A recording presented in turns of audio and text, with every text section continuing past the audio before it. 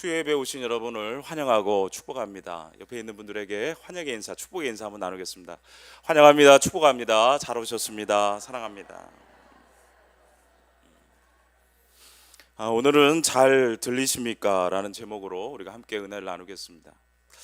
어느 날 저녁에 할아버지가 안방에 누워 계신데 주방에서 할머니가 저녁하는 소리가 들려왔습니다. 저녁 메뉴가 너무 궁금해서 이제 할아버지가 여보 오늘 저녁 메뉴가 뭡니까? 이렇게 물었어요. 대답이 없는 것입니다. 할아버지가 더 큰 소리로 여보 오늘 저녁 메뉴가 뭐예요? 이렇게 물었습니다. 아무 소리도 들리지 않는 거예요. 그래서 할아버지가 할머니가 이제 나이가 들어서 잘 들리지 않는구나, 보청기를 하나 해드려야 되나 이런 생각을 하면서 방문을 열고 이제 큰 소리로 물었습니다. 할멈 오늘 저녁 메뉴가 뭡니까? 아무리 큰 소리로 불러도 할머니는 아무 소리를 하지 않는 거예요. 주방으로 가서 이제 할머니 등 뒤에다 대고 할망구 오늘 저녁 메뉴가 뭐냐니까 이렇게 크게 물었어요. 그러자 할머니가 뒤돌아보면서 국자를 흔들면서 영감님 아까부터 칼국수라고 3번이나 내가 얘기했는데 내가 3번이나 말았잖아요. 칼국수 이렇게 하는 거예요. 누가 안 들리는 걸까요? 네. 사랑하는 성도 여러분, 여러분은 잘 들리십니까? 내가 말하면 상대방은 들릴 것이다, 아니면 내 말이 당연히 들려야 된다고 혹시 생각하고 계시지는 않습니까? 대답이 없거나 대답이 더디면 상대방의 문제가 있거나 상대방의 태도에 문제가 있다고 혹시 생각하고 있지는 않습니까? 그렇게 남 탓하고 있는 우리의 모습을 바라보면 때로는 말하고 있는 나 자신의 문제가 있는 것을 발견할 때도 있게 되죠. 내 모습을 한번 살펴보고 상대에게 내가 어떤 이야기들을 전하고 있는지, 그리고 그 상대와 나의 관계는, 그리고 그 거리는 얼마큼 떨어져 있는지 우리 살펴봐야만 될 때가 있습니다. 이 목소리뿐일까요? 마음도 그렇죠. 우리가 내 마음의 소리를 왜 들어주지 못하나, 내 마음을 왜 알아주지 못하나 그런 생각도 하게 됩니다. 우리의 신앙의 자리는 어떠할까요? 여러분, 하나님의 음성이 여러분 잘 들리십니까? 우리가 하나님 앞에 기도하고 열심으로 부르짖어 하나님 앞에 나갈 때가 있습니다. 그런데 응답이 없으면 뭐 어떤 문제인가 낙심할 때가 있고요. 하나님은 왜 내게 침묵하시는가를 생각합니다. 내 기도에는 왜 응답을 해주시지 않으시는지 그렇게 생각할 때도 있죠. 그래서 하나님을 원망하거나 아니면 때로는 하나님이 문제라고 얘기하는 사람도 있는 것을 보게 됩니다.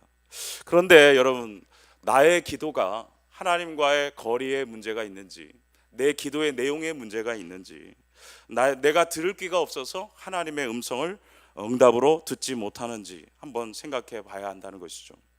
기독교 영성학자 달라스 월라드 목사님이 그의 책에서, 하나님의 음성이란 책에서 이런 말씀을 하는데요. 하나님의 음성을 듣는 것은 어떤 신비한 기술이나 공식이 아니다. 그것은 하나님과 친밀한 사랑의 관계에서 자연스럽게 우러나오는 삶의 방식이다. 이런 말을 했습니다. 여러분, 우리가 기도할 때 우리의 소원만 아뢰고 우리가 구해야 될 기도의 제목만을 아뢰을 때 하나님의 음성을 잘 듣지 못하고 하나님의 음성이 무엇인지를 깨닫지 못할 때가 우리의 삶의 자리도 있을 수 있다는 것입니다. 오늘 본문에 나오는 엘리야의 모습이 어쩌면은 그런 모습으로 우리가 바라볼 수가 있는데요. 오늘 본문 엘리야 선지자는 이세벨의 위협으로부터 도망쳐서 로뎀나무 아래에서 이제 죽기를 간구하는 그런 모습, 그런 절망의 깊은 수렁으로 빠져 있습니다. 귀를 닫고, 엘리야는 마음을 닫고 그의 영혼도 닫아 놓은 상태를 오늘 말씀해 보면은 호렙산 동굴 속에 그는 웅크리고 있다고 말씀이 우리 가운데 보여주고 계신데요. 불과 얼마 전만 해도 갈멜산에서 850명의 이방 선지자들을 하늘의 여호와의 불로 그렇게 처단하고 무찌러내는 그런 선지자의 모습은 온데간데 없고, 모든 것을 소진하고 자신의 모습까지 동굴 속에 가둬놓은 이 번아웃된 엘리야를 오늘 말씀 속에서 만나게 되는데요.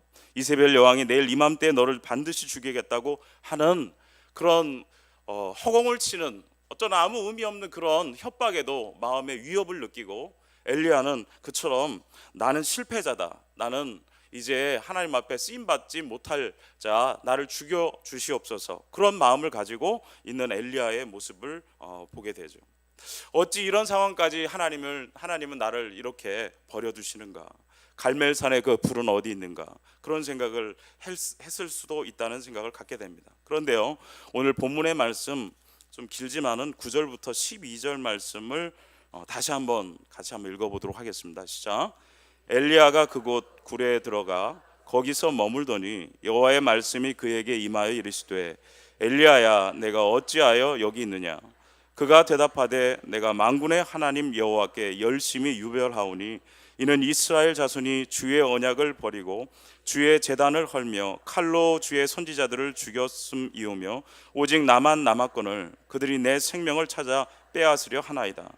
여호와께서 이르시되 너는 나가서 여호와 앞에서 산에 서라 하시더니 여호와께서 지나가시는데 여호와 앞에 크고 강한 바람이 산을 가르고 바위를 부수나 바람 가운데 여호와께서 계시지 아니하며 바람 후에 지진이 있으나 지진 가운데에도 여호와께서 계시지 아니하며 또 지진 후에 불이 있으나 불 가운데에서도 여호와께서 계시지 아니하더니 불 후에 세미한 소리가 있는지라. 아멘. 너는 나가서 여호와 앞에 서라. 엘리야는 이 음성을 듣고 동굴로부터 나와서 하나님 앞에 섰는데 첫 번째 11절을 보니까 크고 강한 바람이 있었다고 말하는데 이 바람은 그냥 바람이 아니었습니다. 산을 가르고 바위를 부수고 산을 찢어낼 수 있는 그런 큰 굉음 같은 그런 바람이었습니다. 엘리야의 마음속에 이스라엘의 군대, 자신의 원수된 문제들을 하나님이 이처럼 이 놀라운 하나님의 능력으로 다 무찔러 주기를 바라는 엘리야의 마음속의 바람이 아닌가 그렇게 생각해 보게 됩니다. 여러분이 하나님 앞에 기도할 때 하나님께서 멋지게 등장하셔서 여러분의 문제를 다 없애주시고 여러분의 삶의 자리를 오늘의 이 크고 강한 바람처럼 임하셔서 주고자 하는 하나님이 되시기를 그런 마음의 소원이 있을 수도 있다는 것이죠. 그러나 말씀은 바람 가운데 여호와께서 계시지 아니하며 그렇게 말씀 주십니다. 둘째는 바람 후에 지진이 일어납니다. 땅이 진동하고 갈라지고 요동치죠. 하나님, 내 억울한 이 마음의 삶의 자리를 지진을 일으키셔서 하나님께서 뒤집어 주시고 새롭게 하여 주옵소서. 그런 마음도 있을 수 있죠. 엘리야도 그런 심정이 아니었나 생각합니다. 그런데 지진 가운데도 여호와께서 계시지 아니했다고 말씀 주십니다. 그리고 세 번째, 엘리야는 불의 선지자인데 불이 임하고 지나갑니다. 모든 것을 태워버릴 듯한 불이 임해서 그 불 가운데로 하나님께서 임하시기를 간절히 바라는 마음이 있었을 텐데도 하나님은 그곳에 임재하지 않으셨다고 말씀은 기록하고 있습니다. 여러분, 이 말씀을 엘리야의 모습을 우리가 바라보면서 그런 생각을 했습니다. 하나님을 바라보는 제 마음속에도 해결사로만, 문제를 해결해 주는 하나님으로만 바라보고 있는 것이 아닌가. 내가 하나님 앞에 기도하는 모든 기도의 제목들이 해결되기만 바라는 마음으로 기도하고 있는 것은 아닌가, 그런 생각을 해보게 되는데요. 하나님께서는 모든 굉음이 지나고 폭풍이 멈추고 먼지와 지진이 그친 후에 정막 속에서 12절 불 후에 세미한 소리가 있는지라 말씀처럼 세미한 소리로 엘리야에게 찾아가시고 만나주시는 모습을 보게 됩니다. 여기서 세미한 소리는 히브리어로 콜데마마 다카라는 그런 뜻인데 침묵이 흐르는 속삭임, 침묵이 있는데 그 가운데서 가느다란 속삭임이 있다는 것입니다. 그 음성으로 하나님께서 엘리야를 찾아가시고 엘리야와 함께하고 있는 것을 보게 되는데요. 여러분, 속삭여 보신 적 있으세요? 속삭이려면 어떻게 해야 되죠? 조용한 소리로 상대방에게 가까이 다가가서 그 마음의 소리를 통하여서, 음성이 아니어도 되잖아요. 눈빛으로 속삭여도 되고요. 여러분, 옆 사람에게 한번 속삭여 보실까요? 눈빛으로요. 자, 시작. 자, 네. 속삭임은 어쩌면은 음성이 아니어도, 말이 아니어도 가능한 것을 우리가 알 수 있습니다. 하나님께서는 엘리야에게 내가 너의 하나님이 되고 너는 나의 백성이, 나의 택한 기름 부은 선지자가 되어 있다라는 것을 말씀해주고 있는 것입니다. 전능하신 하나님께서 이처럼 엘리야에게 굉음으로, 무서운 존재로, 심판의 하나님으로만 다가가는 것이 아니고 속삭여 주시는 하나님의 세미한 음성으로 함께 동행해 주시는 하나님으로 엘리야에게 찾아가 주시니 엘리야가 귀를 열고 마음을 열고 영혼을 열고 하나님 곁으로 이제 동굴 밖으로 나오게 되는 것이죠. 아가서 1장 2절에 보면은 내게 입맞추기를 원한다라는 말씀이 있습니다. 하나님께서 초청하시는 것입니다. 가까이 가까이 더 가까이 내게 오라. 내가 너와 입맞추기를 원한다.